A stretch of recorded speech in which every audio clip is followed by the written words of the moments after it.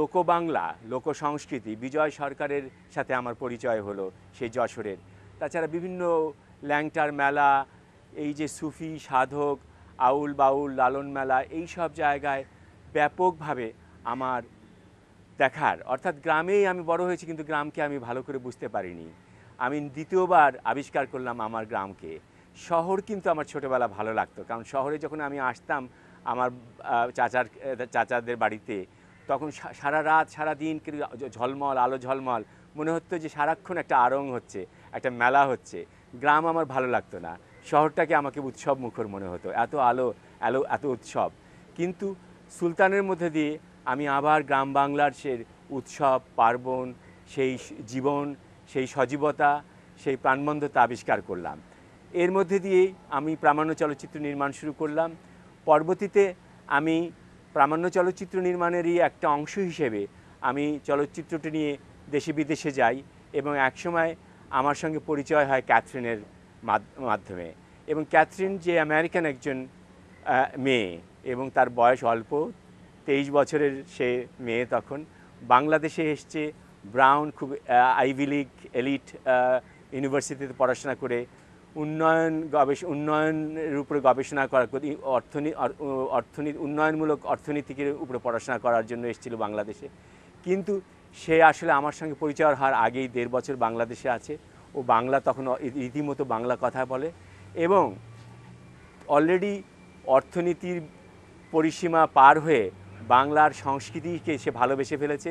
সে সুলতানের ভক্ত হয়ে পড়েছে এবং সুলতানের ভক্ত, শিল্পী সুলতানের ভক্ত হিসেবেই আমার সঙ্গে তার পরিচয়। এবং এই ছবি শেষ হলো ক্যাথরিনের সঙ্গে সংযুক্তির মধ্যে দিয়ে।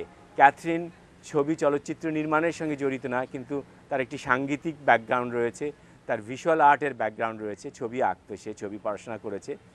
সুতরাং সেই ছবি আঁকি হিসেবে সুলতানের সঙ্গে সম্পৃক্ত হলো এবং আমার সঙ্গে সম্পৃক্ত হয়ে এই চলচ্চিত্র নির্মাণেও সম্পাদনা পর্যায়ে সে অংশগ্রহণ করে, এই আমার মতো আমি যেমন চলচ্চিত্র নির্মাণের মধ্যে দিয়ে চলচ্চিত্র নির্মাণ শিখেছি, সেও কিন্তু এই চলচ্চিত্র নির্মাণের শেষ অংশে অংশগ্রহণ করে চলচ্চিত্র নির্মাণের সহযাত্রী হলো আমার সাথে। এবং এক পর্যায়ে আমরা ছবিটি শেষ করে আমরা ওই অর্থে আনুষ্ঠানিক কোনো বিয়ে হয়নি। বাংলাদেশে তার ভিসা নিয়ে সমস্যা হচ্ছিল, কারণ প্রায় 1.5 বছর 2 বছর আছে দেশে যখন সামরিক শাসন চলছে এরশাদের, এবং বিদেশিদের সাংবাদিকদের সঙ্গে ক্যাথরিনকেও তাকে পার্সোনাল নন গ্রাটা করে দেশ ছাড়া করার ব্যবস্থা হচ্ছে। তখন খুব মানে বাস্তব প্রয়োজনেই ক্যাথরিনের ভিসা প্রয়োজনেই আমাদেরকে বিয়ে করতে হলো। আমরা ওই সময় বিয়ের জন্য প্রস্তুত ছিলাম না, কিন্তু আমরা বিয়ে করলাম, খুব কাগুজে বিয়ে বলবো। সেই বিয়ের মধ্যে দিয়ে আমরা দেখলাম যে আমাদের ক্যাথরিনের পরিবারের সঙ্গে আমাদের দেখা করা দরকার। সেই সূত্রে আমরা আমেরিকায় যাই। আমি ক্যাথরিন মাসুদ, আমি তারেক মাসুদের জীবনসঙ্গী এবং একই সঙ্গে নির্মাণ সঙ্গী আমাদের কাজের সূত্রে। আমাদের প্রথম পরিচয় হলো বাংলাদেশে 1987-এ। সেই সময় আমি বাংলাদেশে অলরেডি 1 বছর ধরে আছি। একটা গবেষণার কাজে আমি প্রথমে এসেছিলাম 1986-এ এবং বাংলাদেশে থাকতে থাকতে বাংলা ভাষা, বাংলা সংস্কৃতি, বাংলার ঐতিহ্য, সেগুলোর প্রতি আমার ভালোবাসা হয়ে গিয়েছিল। এবং 1 বছরের মধ্যে মোটামুটি আমি বাংলা ভাষা বলতে পারি। সেই সময় একজন পেইন্টার SM সুলতানের সঙ্গে আমার পরিচয়। আমার এমনিতেই পেইন্টিংয়ের উপরে আমার পড়াশোনা ছিল, একটা ব্যাকগ্রাউন্ড ছিল পেইন্টিংয়ের। তো আমি খুবই আগ্রহ হয়ে গেলাম, খুবই মুগ্ধ হলাম তার কাজ দেখে। তারপরে আমি শুনলাম যে SM সুলতানের উপরে একজন চলচ্চিত্র নির্মাতা একটা প্রামাণ্যচিত্র কাজ করার চেষ্টা করছে। পরে তারেকের সঙ্গে আমার আলাপ হয়েছে। তারেক ওই কাজটা করার চেষ্টা করছিল এবং এটা শেষ পর্যায়ে তখন আমি ওই কাজের সাথে যুক্ত হলাম এবং সেই কাজের সূত্রে আমাদের সম্পর্ক এবং সেই কাজের সূত্রে আমার চলচ্চিত্রের সঙ্গে সম্পর্ক প্যারালালি একই সঙ্গে হয়েছে। তারপরে আমরা সুলতানের কাজটা শেষ করার পরে আমেরিকায় আমরা চলে গেলাম। ততদিন আমাদের বিয়ে হয়ে গেছে এবং আমার মা বাবার সঙ্গে তখনও পরিচয় হয়নি। তো আমরা আমেরিকা চলে গেলাম, ওখানে ওখানে আমার ফ্যামিলির সঙ্গে যাতে পরিচয়টা হয়ে যায়। 1990 সাল থেকে 1995 সাল পর্যন্ত আমরা আমেরিকায় ওই কাজে ব্যস্ত ছিলাম এবং আমরা ওটা শেষ করে বাংলাদেশে ফিরে আসি 1995-এ। ওই ছবির নাম ছিল মুক্তির গান। সেই ছবি বেশ সাড়া পেয়েছে বাংলাদেশে। আমরা যখন বাংলাদেশে চলে আসি তখন আমাদের ধারণা ছিল যে মুক্তির গানের রিলিজটা দিই, তারপরে আমরা নতুন একটা ফিচার ফিল্মের কাজ আমরা শুরু করব, যেটা বেশ কিছুদিন ধরে আমরা আলাপ করছিলাম নিজেদের মধ্যে। সেই ফিচারের বিষয়টা ছিল তারেকের ছোটবেলা। আমি অনেক দিন ধরে আমি তারেকের কাছ থেকে শুনছিলাম সেই মাদ্রাসার কথা, সে 1971 সালের কথা। তো আমিও ভাবছিলাম যে এটার উপরে একটা সুন্দর একটা কাজ করা যায়, একটা সুন্দর ফিল্ম করা যায় এই তারেকের অভিজ্ঞতার উপরে ভিত্তি করে। তো প্রথম দিকে আমরা ভাবছিলাম যে না, এটা যেহেতু আমাদের নিজেদের পরিচয় ওইভাবে দেখলাম, আমরা প্রাণচিত্র কাজ করব। যখন আসলে দেখছি যে এটার উপরে কোনো ডকুমেন্টারি কাজ করা যায় না, এটা একটা ফিকশনাল ট্রিটমেন্ট দিয়ে এই কাজটা করতে হবে। তাহলে আমরা বাংলাদেশে ফিরে আসার সময় তখন আমরা শুরু করি এই কাজটা। তবে মুক্তির গানের রিলিজের পরে এত সাড়া পেয়েছে যে আমাদের বাধ্য হয়ে সারা দেশে ঘুরে ঘুরে ছবিটা দেখানোর কাজে ব্যস্ত হয়ে পড়লাম। তারপরে অডিয়েন্সের প্রতিক্রিয়া দেখে গ্রামে গ্রামে তাদের কথা শুনে আমরা অনুপ্রেরণা পেয়েছি আরেকটা কাজ শুরু করার, আর একটা প্রামাণ্যচিত্র কাজ মুক্তির কথা নামে, যেখানে সাধারণ মানুষদের অভিজ্ঞতা, তাদের হতাশ 71 সালের পরে তাদের স্বপ্নভঙ্গ, সেটা নিয়ে আমরা মুক্তির কথা কাজ আমরা শুরু করলাম। এটা করতে করতে 5 বছর চলে গেল প্রায়। তখন 2000 সালে আমরা শুরু করি মাটির ময়না কাজ, সেই কাহিনী চিত্র যেটা অনেক দিনের স্বপ্ন আমাদের, তারেকের ছোটবেলার উপরে ভিত্তি করে। সেই কাজ আমাদের আরও 2 বছর লাগলো শেষ করতে এবং 2002 সালে আমরা অত্যন্ত সম্মানিত ছিলাম যে এটা বাংলাদেশের প্রথম চলচ্চিত্র হিসেবে কান ফিল্ম ফেস্টিভ্যালে ওখানে প্রদর্শনী হয়। তারপরে অনেক জায়গা, কলকাতা সহ বিশেষ করে আমরা খুব খুশি ছিলাম, অত্যন্ত আনন্দিত ছিলাম যে কলকাতাতেও আমরা ছবিটা দেখানোর সুযোগ পেয়েছি এখানে সিনে সেন্ট্রাল ফেস্টিভ্যালে। মুক্তির গানও এখানে আমরা প্রদর্শনী করেছি এবং আদম সুরত, সেই শিল্পী এস এম সুলতান উপরে যে প্রামাণ্যচিত্র, সেটাও এখানে দেখানো হয়েছে। আমরা সব সময় খুব অ্যাপ্রিসিয়েট করি এখানে কলকাতার দর্শক দেখে, যেটা আমাদের মতে সাবরে টিভির মধ্যে থেকে সবচেয়ে শ্রেষ্ঠ চলচ্চিত্র দর্শক এখানে। এবং আমাদের সর্বশেষ কাজ অন্তর্যাত্রা, সেটা আবার অন্য ধরনের একটা বিষয় নিয়ে, তো মা ছেলে গল্প। মা ছেলে যারা 15 বছর ধরে লন্ডনে ওখানে থাকে এবং অনেক বছর পরে আর ওরা বাংলাদেশে আবার ফিরে আসে, সেই ছেলের অভিজ্ঞতা, তার মার অনুভূতি, আবার দেশে ফিরে আসা এবং তাদের মধ্যে যে একটা জটিলতার সৃষ্টি হয়, সেটা নিয়ে গল্পটা এক অর্থে। কিন্তু আরেক অর্থে, যদিও এটা আলাদা একটা বিষয়, আমাদের অন্যান্য কাজ যেমন ইতিহাস ভিত্তিক বা 71 সালের ভিত্তিক বা বাংলা সংস্কৃতি ভিত্তিক ছবি, কিন্তু আমাদের একটা অভিন্ন জিনিস আছে সব ছবির মধ্যে থেকে আমাদের ব্যক্তিগতভাবে বা অন্যভাবে এটা চলে আসে যে মানুষের আত্মপরিচয়, মানুষের শিকড়ের সন্ধান, যেটা আমাদের নিজেদের একটা অভিজ্ঞতা থাকে তার মধ্যে।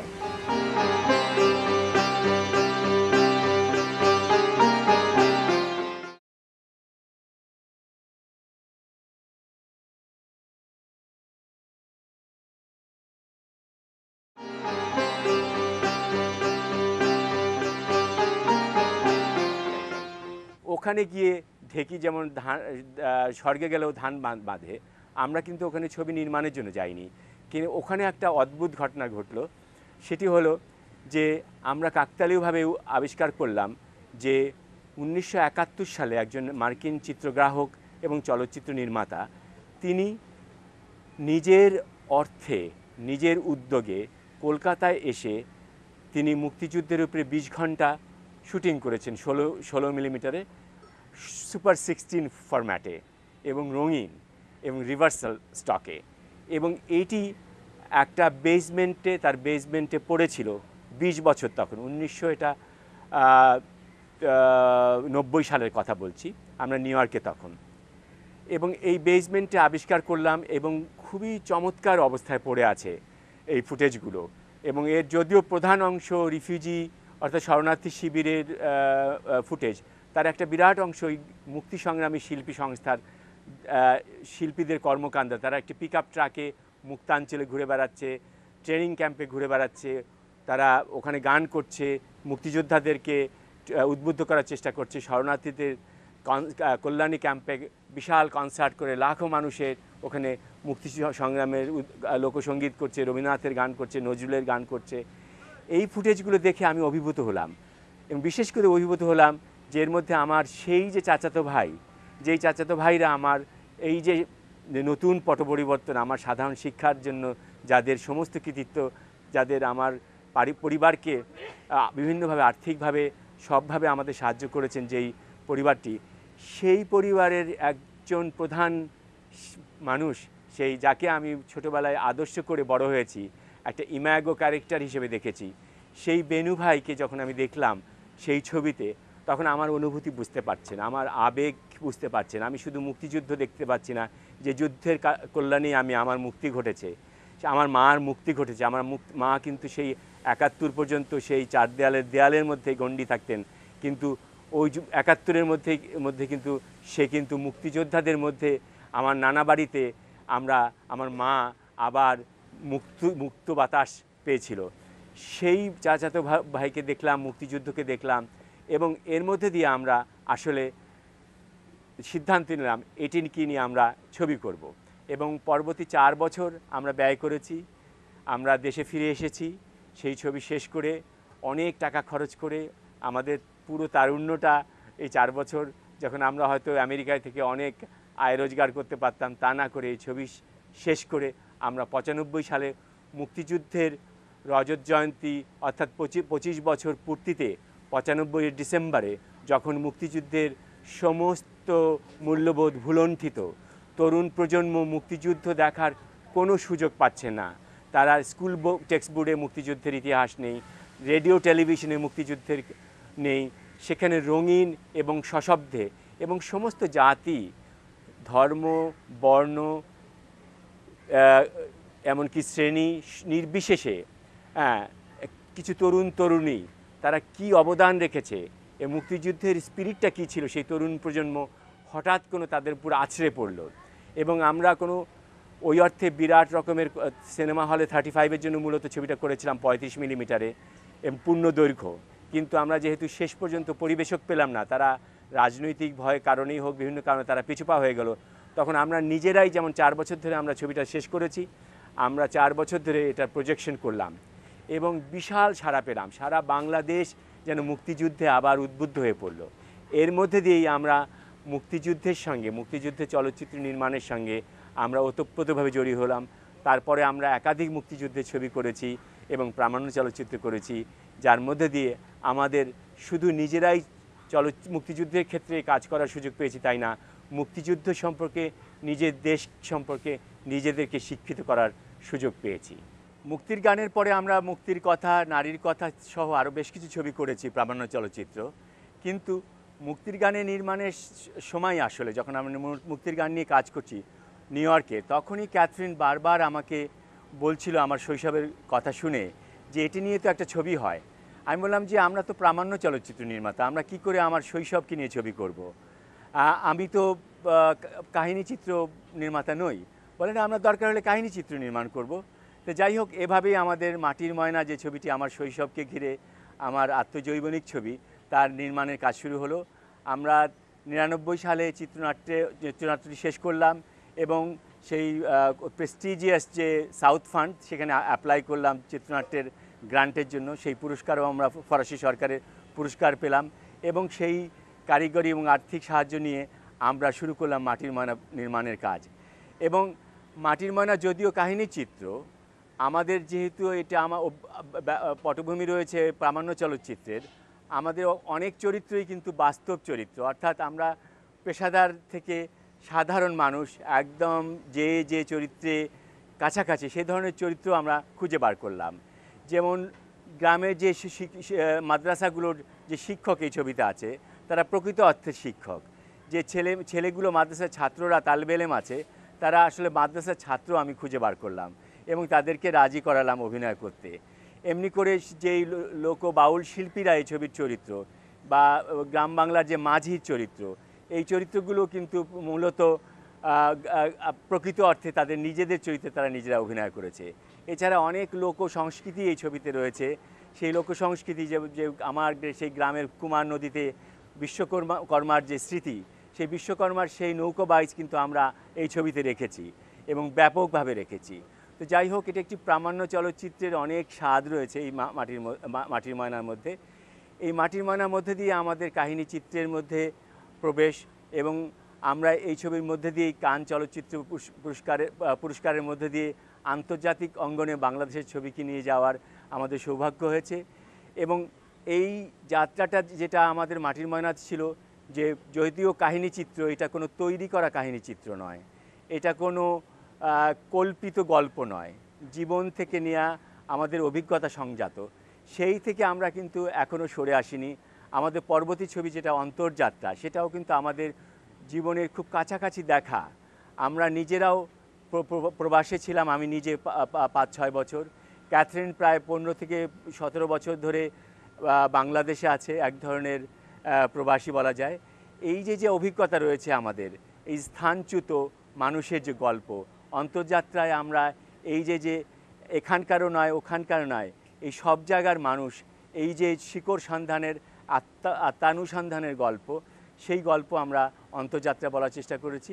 অর্থাৎ এটিও আমাদের আসলে নিজেদের গল্প। Why did Mum keep me away from my father? I understand why she kept herself away, but why me as well?